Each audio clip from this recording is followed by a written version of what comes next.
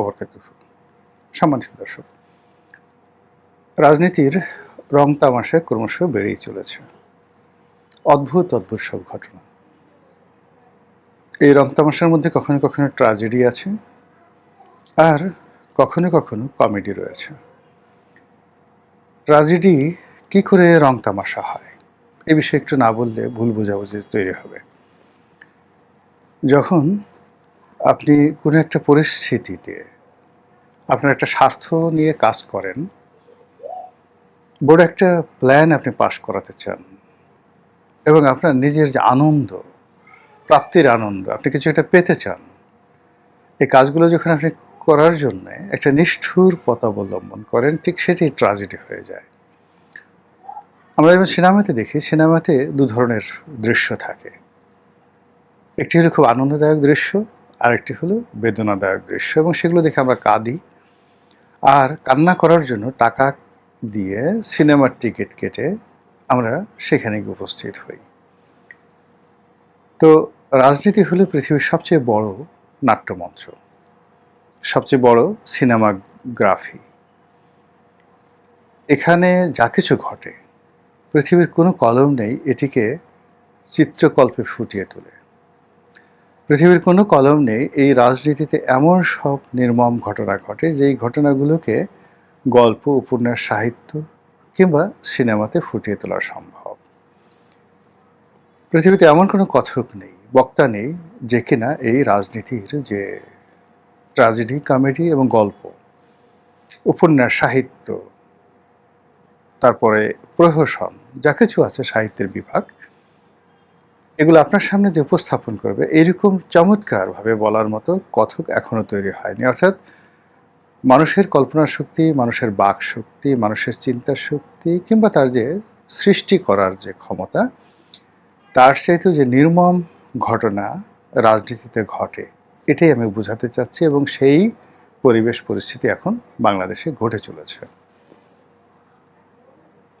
আমাদের বাংলাদেশকে কেন্দ্র করে ওয়াশিংটনে যে খেলা হচ্ছে, নিউ ইয়র্কে যে খেলা হচ্ছে, তারপর ইংল্যান্ডে যে খেলা হচ্ছে, দিল্লিতে, কলকাতাতে, ইসলামাবাদে, বেইজিংয়ে, মায়ানমারের রাজধানী সেখানে, এবং মংডুতে, মানে আরাকান যে এলাকা, সেই আরাকানের যে রাজধানী মংডুতে, সেখানে যে খেলা হচ্ছে, সেই খেলার সঙ্গে তাল মিলিয়ে বান্দরবন, খাগড়াছড়ি, কক্সবাজার, ঢাকা, চট্টগ্রাম, এমনকি টুঙ্গিপাড়া, তারপরে অন্যান্য জেলা শহরে যেভাবে চক্রান্ত চলছে, এই চক্রান্ত বলাও যাবে না, লেখাও যাবে না। এবং যেহেতু শেখ হাসিনার পতনের মতো একটা নির্মম ঘটনা আমাদের এই বাংলাদেশে ঘটেছে, আপনারা ধরে নিতে পারেন যে যে কোনো মন্দ ঘটনা তার পরবর্তী যে এপিসোড, এটা আরও মন্দ হয়। যেমন ধরুন ৭৫-এর ১৫ই আগস্ট, যেভাবে বঙ্গবন্ধুকে ক্ষতবিক্ষত করা হয়েছে, সে তুলনায় জিয়াউর রহমানের লাশকে বিক্ষত করা, ক্ষতবিক্ষত করা, বিকৃত করা, পাষণ্ডরা আরও নির্মমভাবে সেই কাজ করেছে। ১/১১ যেভাবে হয়েছে, যে কৌশলে হয়েছে, তার সাথে অনেক অনেক বড় কৌশলে ২০২৪ সনের আগস্ট, জুলাই এবং জুন, এই সময়টাতে অনেকগুলো কলাকৌশল হচ্ছে বা হয়েছে। আর যেহেতু সেই বিপ্লবটি যে সফল হয়েছে, কথা কেউ বলতে পারছে না, ফলে যারা বিপ্লবী তারা আরেকটি বিপ্লবের ডাক দিচ্ছে, যারা ক্ষমতা আছে তারা ক্ষমতা আঁকড়ে ধরার চেষ্টা করছে, থেকে যাওয়ার চেষ্টা করছে, আর যারা ক্ষমতাচ্যুত হয়েছে তারা ফিরে আসার জন্য ত্রিমুখী লড়াই করছে। আর সেই লড়াইয়ের সঙ্গে আগেই বললাম, দেশ বিদেশের বহু পক্ষ জড়িয়ে পড়েছে। এরই মধ্যে আমরা কিছু ঘটনা দেখতে পাচ্ছি, কিছু কথা শুনতে পাচ্ছি, যা কিনা একই সঙ্গে আমাদেরকে খুব কষ্ট দিচ্ছে, আবার একই সঙ্গে আমাদেরকে বিনোদিত করছে।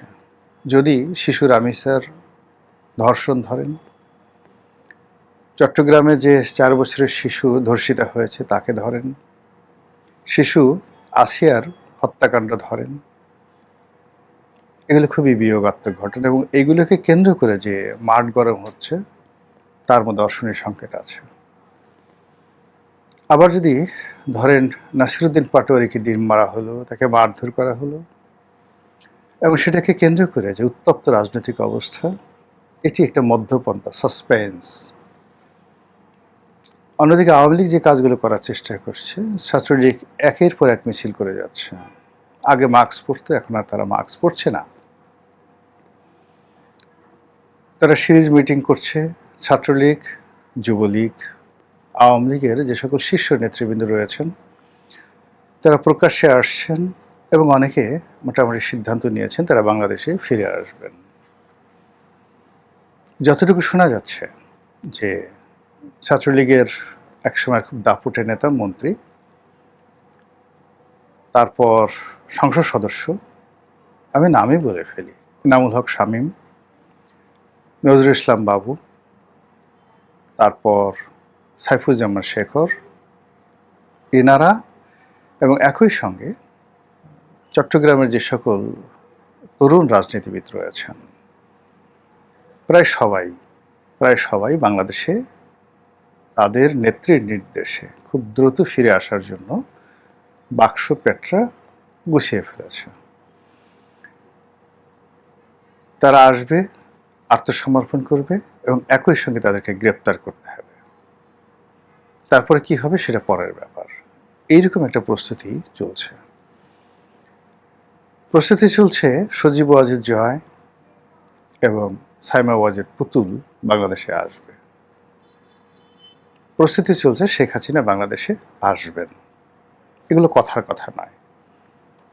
এবং এর সঙ্গে কারা জড়িত, কারা তাদেরকে উৎসাহ দিচ্ছে, কারা তাদেরকে প্রোটেকশন দিচ্ছে, কারা তাদের সঙ্গে সমঝোতা করছে, সেগুলো দ্বিতীয় প্রসঙ্গ। যারা রাষ্ট্রের সঙ্গে জড়িত আছে অবশ্যই তারা এটা খুঁজে বের করবেন। কিন্তু আমি যে বিষয়টি নিয়ে কথা বলতে চাই সেটি হলো শেখ হাসিনা। তিনি তার বক্তব্য কিছুদিন বন্ধ রেখেছিলেন, আবার তিনি বক্তব্য দিয়ে যাচ্ছেন আগের চেয়ে ঝাঁঝালো, আগের চেয়ে সুনির্দিষ্ট, পয়েন্টিভ, আগের চেয়ে জেদি, আরো রাগী এবং আরো আত্মবিশ্বাসী। তিনি একেবারে সুনির্দিষ্ট ডেট দিয়ে বলেছেন যে আমি 6 মাসের মধ্যে, আগে যেমন তারেক রহমান সাহেব আসতে চাইতেন তার লোকজন বলতেন যে 3 মাস, 6 মাস, 1 বছর বা 1 মাস আসবেন, কিন্তু জনাব তারেক রহমান সাহেবের পক্ষ থেকে সুনির্দিষ্টভাবে বলা হয়নি। কিন্তু একবারই তিনি বলেছেন তিনি আসবেন এবং তিনি এসেছেন। শেখ হাসিনা বিভিন্ন সময় সুনির্দিষ্টভাবে না বলে অনির্দিষ্টভাবে বলেছেন, কিন্তু এইবার তিনি প্রথম বললেন যে আমি আগামী 6 মাসের মধ্যে আসব। তিনি যদি 6 মাসের মধ্যে না আসেন, না আসতে পারেন, তাহলে তার কথার বিশ্বস্ততা থাকবে না। এটা তিনি ভালো করে জানেন। তার নেতাকর্মীরা বিশ্বাস করবে না, দেশবাসীও তার ব্যাপারে আগ্রহ হারিয়ে ফেলবে। ফলে এই যে তিনি যে একটা ডেডলাইন অর্থাৎ 6 মাস সময় উল্লেখ করলেন, এটি তিনি ভেবেচিন্তে বলেছেন এবং এটা তার জন্য একটা ঝুঁকি। তিনি পারলে একটা ফলাফল হবে আর না পারলে আরেকটি ফলাফল হবে। তার এই আগমন কিংবা তার এই যে আসার ঘোষণা, এটি নিয়ে ভীষণ রকম তোলপাড় চলছে। এক পক্ষে বলার চেষ্টা করছে আরে আসুক আসুক, তাকে আদর করার জন্য আমরা বসে আছি। সে যেভাবে আসুক, এয়ারপোর্টে নামার সঙ্গে সঙ্গে তাকে ওইবার ছেড়ে দিয়েছি বা ওইবার আমরা তাকে বাগে পাইনি, এইবার আমরা যেহেতু তাকে বাগে পেয়েছি, বাগে পাবো, এইবার তাকে দেখায় দেব কত ধানে কত চাল। এরকম একটা পক্ষ আছে। আর এক পক্ষে বলার চেষ্টা করছেন আরে বোগাস যত সব কথাবার্তা, বললেই হলো 6 মাসের মধ্যে বাংলাদেশে আসবে। ধান গাছে কি কখনো কলা ফলে? এই সমস্ত কথাবার্তা বলে অযথা নিজের এই বয়স্ক বুড়ো বয়সে তিনি কেন তার ইমেজ নষ্ট করছেন, এগুলো অনেকে বলার চেষ্টা করছেন। কিন্তু আওয়ামী লীগের যারা লোকজন তাদের বক্তব্য স্পষ্ট। আমাদের নেত্রী যা বলেন অক্ষরে অক্ষরে পালন করেন। আমাদের নেত্রী যা বলেন তা করে ছাড়েন। তিনি ভেবেচিন্তে কথা বলেন এবং তার জীবনের সেই যে প্রথম থেকে এ পর্যন্ত যা কিছু করতে চেয়েছেন সব কিছু অক্ষরে অক্ষরে করেছেন। কাজেই তিনি যেহেতু আসতে চেয়েছেন তিনি আসবেনই। এটা হলো কট্টর আওয়ামী লীগের কথাবার্তা। অন্যদিকে সরকারের যারা কর্তা ব্যক্তি রয়েছেন তারা তার আগমন নিয়ে বেশ চিন্তিত, বেশ উৎফুল্ল, হোয়াট এভার মেবি। তাদের প্রস্তুতির কোনো সীমা নেই, পরিসীমা নেই। তাদের একটা অংশ এটা যে শেখ হাসিনা বলেছেন বা তিনি যে আসবেন এটাকে তারা একটা খড়কুটোর মতো মনে করার চেষ্টা করছেন। স্বরাষ্ট্রমন্ত্রী সালাউদ্দিন সাহেবকে জিজ্ঞাসা করা হচ্ছিল যে একজন আসতে চাচ্ছেন, তো তিনি খুব বিরক্ত বোধ করে কে আসতে চাচ্ছেন, কোন রাস্তার ফকির, কোন ফকিন্নি, কে কে আসতে চেয়েছেন, মনে হয় যেন তিনি একেবারে জানেনই না। তারপরে বলেন নাম বলেন ইত্যাদি ইত্যাদি কথাবার্তা। মানে তিনি প্রথমে যে অ্যাটিটিউড দেখালেন তাতে মনে হয় যে শেখ হাসিনার নামে যে বাংলাদেশে কেউ একটা আছে বা শেখ হাসিনার কথা যে স্বরাষ্ট্রমন্ত্রী কানে যাবে, শেখ হাসিনার কোনো বিষয় নিয়ে স্বরাষ্ট্রমন্ত্রীর কাছে কেউ প্রশ্ন করতে সাহস পাবেন আর স্বরাষ্ট্রমন্ত্রী সেটা উত্তর দিবেন, এটা কেমন একটা ঘটনা। তার ওই পুরো এই যে আমি এখন কথা বলছি তার মুখভঙ্গি, তার মুখচ্ছবি আমার দৃশ্যপটে ভেসে উঠছে। যাই হোক তিনি কি যেন একটা বলেছেন।